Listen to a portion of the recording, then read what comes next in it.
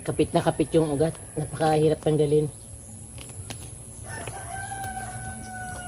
Ito kaprom diyo, napakagandang pananim ito.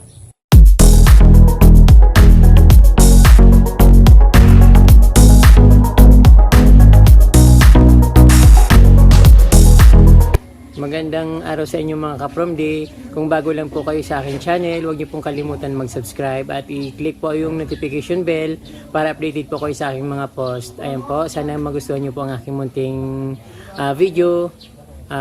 Salamat po.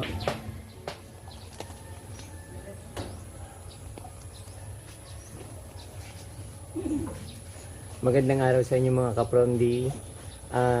Kumakapal na yung insulin ko dito sa harap ng kubo.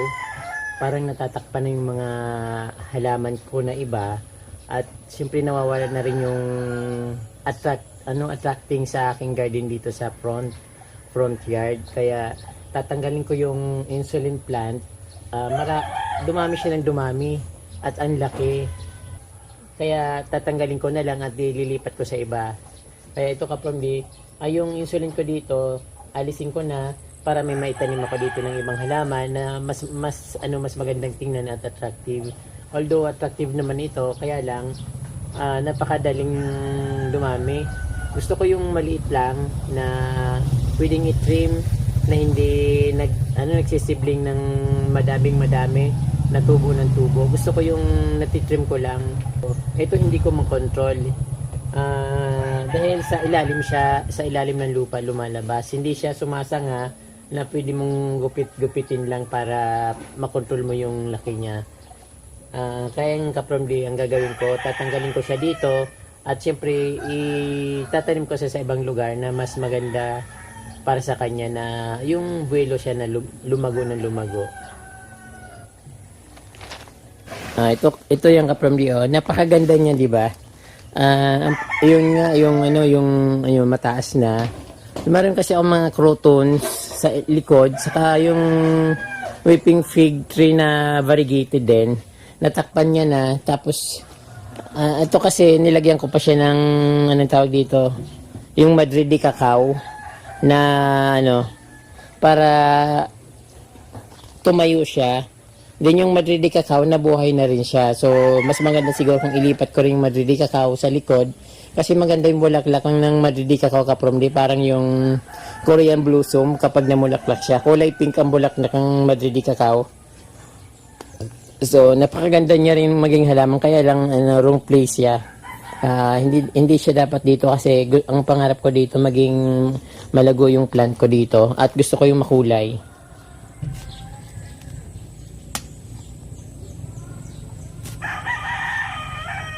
So, yung magkakadikit sila parang langkawas, kaya hindi ko siya matanggal-tanggal kasi magkakadikit. So, kailangan kong tanggalan yung putulin yung connection niya sa ibang katawan niya.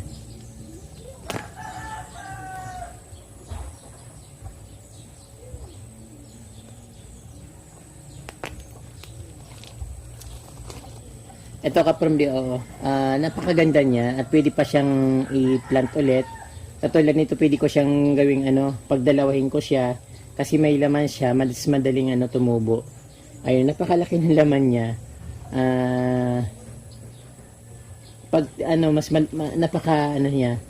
Madaling dumami at madaling mabuhay. Pero dati nung tanim ako nito, masyadong parang binigay sa akin, parang natatakot ako kasi hindi nabuhay yung tinanim binigay sa akin.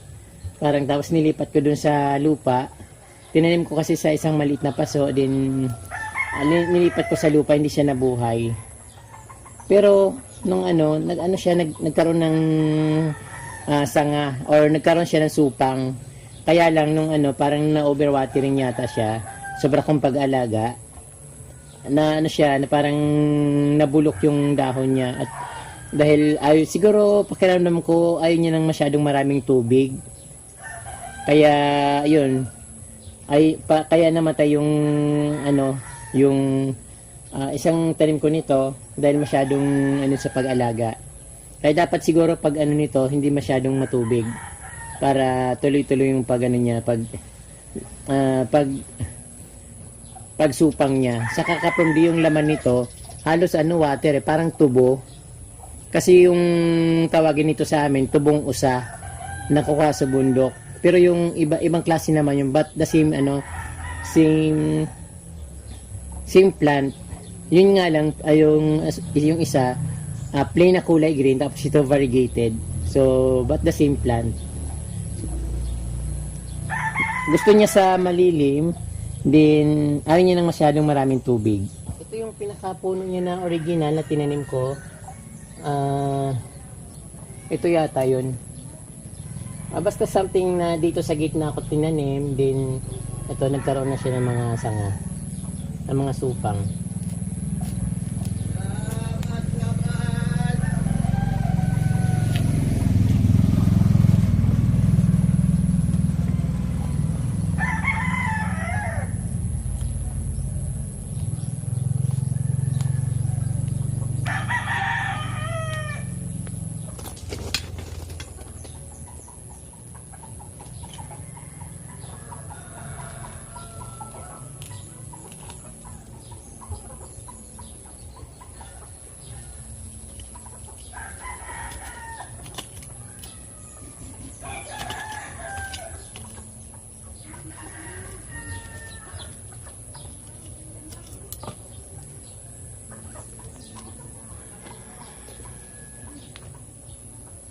Kapit na kapit yung ugat. Napakahirap tanggalin. Ito kaprom diyo, napakagandang pananim ito. Mayroon na siyang supang na isa. Din taba-taba ng napakalusog. Yung bago niyang supang na malaki na din. Mayroon naman lumalabas dito. So, expected na ganun din kalaki ito. Madali lang itong dumami.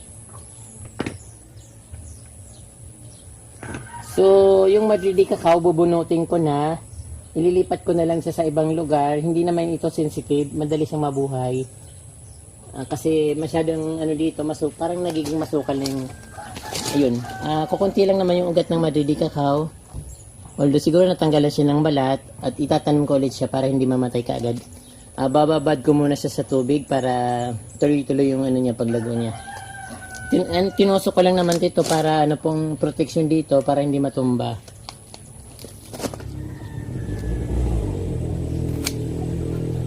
So ito pinutol ko ulit. Hindi ko alam kung tutubo ito kasi sabi nila kapag yung madali naman daw itong tumubo, hindi raw sa sensitive. Kaya itatanim ko ulit siya, napakarami ko ng pinutol dito. So puputulin ko siya ng siguro hindi masyadong mahaba. Ayun, lalagyan ko lang ng konting isang dahon. Pwede na to. Then, putulin ko yung dahon dito. Yun. Putulin ko ulit dito. Try ko lang naman kaprom di pag walang ugat. Kasi yung binigay sa akin dati, walang ugat. Then, tumubo siya. Ang laki-laki na nga ngayon.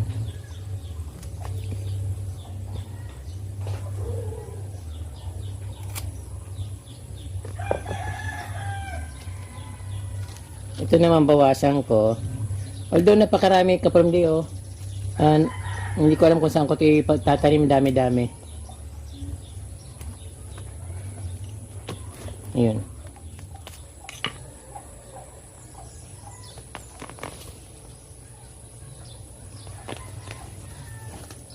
So ito kaprom di, napakaganda ng nito. Mayroon pang nakasama na hydrangeas or male flower. Hindi ko alam mag-pronounce ng hydrangeas or hydrangeas. Basta may flower na lang para mas madali. I-replant ko na lang ulit ito. Nabunot kasi. Ito. So, nakakapagod yung dito. Kasi, ang hirap lang tanggalin. Malaki yung laman niya, mga bulb niya.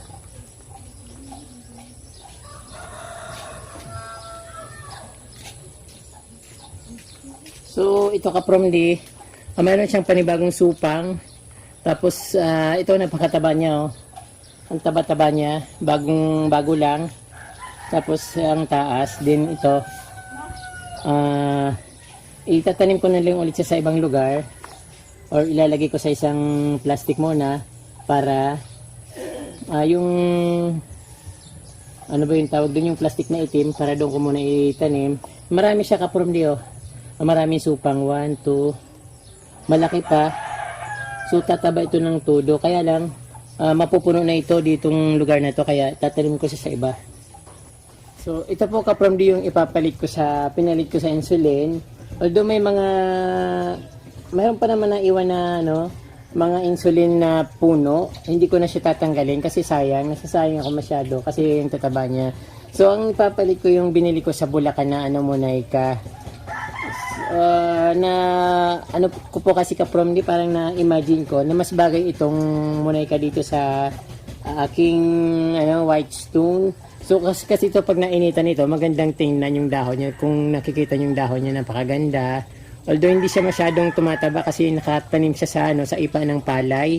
So parang hindi siya maganda sa halaman kasi para pakiramdam ko hindi maganda yung ipa ng palay sa halaman kasi hindi siya tumataba hanggang ganun lang. Wala siyang na-absorb na mga nutrients or minerals, vitamins galing sa soil. So yung yung kaigian lang nito, medyo hindi siya nabubulok at hindi siya parang inaano ng mga uod dahil sa ipa ng palay. So ililipat ko siya dito para maging maganda yung garden ko dito sa harap. At maging gumanda na rin itong Monaika plant kasi ang tagal ko na itong siguro 1 month na ito sa akin, tapos parang wala naman lang walang improvement. Sana ko pa pala to binili sa Kaprom D, hindi sa Bulacan kundi sa Circle, Quezon City Circle, yun itong binili ko doon. So ililipat ko na siya dito, pagsamahin ko na lang para magandang tingnan, para malagong tingnan.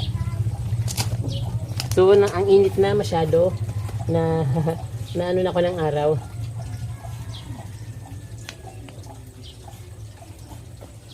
Nagakot pa ko ng lupa galing sa mga ilog. Mahirap na kasi lupa dito, pinagbabawalan na kami. So okay lang naman.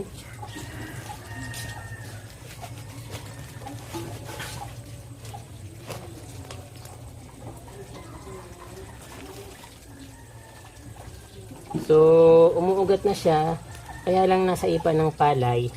So pag expected ko na pag nilipat ko to dito sa lupa, mas gaganda siya.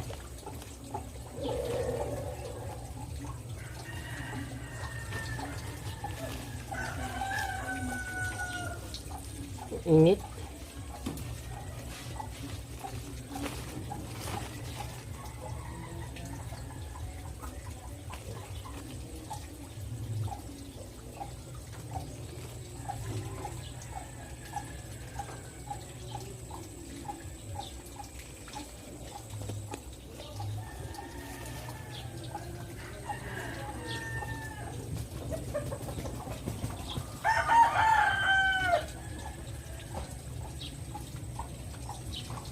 So may plastic pa siya. Nakaano lang pala ito kaprom din na parang grafted yung Monaika na ito. Sana gumanda na siya.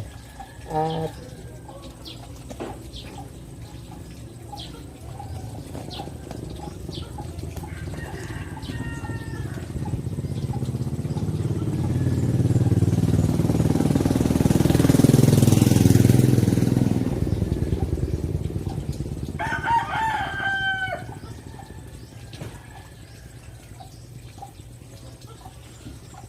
siyempre dito ko rin siya sa medyo para lumaking konting garden ko.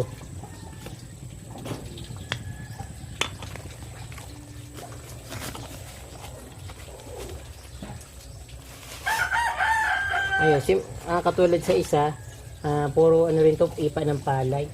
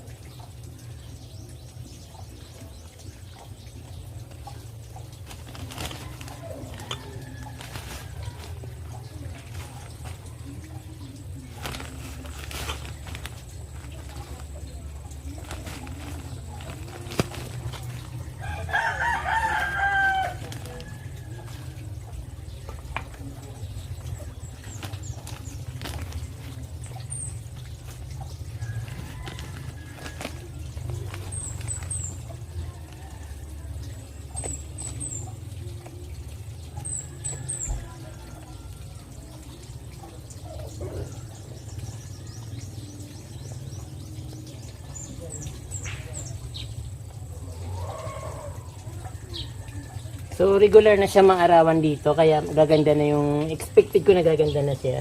So hindi ko man na to ayusin yung ano ko dito kasi sobrang nainit.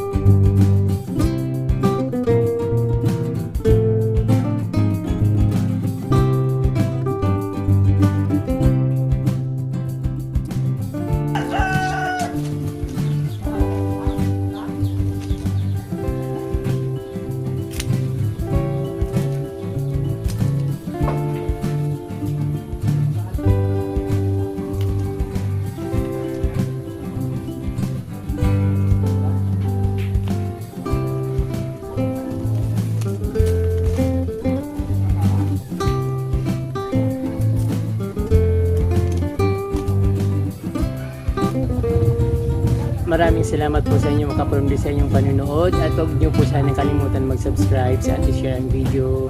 Marami pong salamat mga kapromdi. Mabalos po.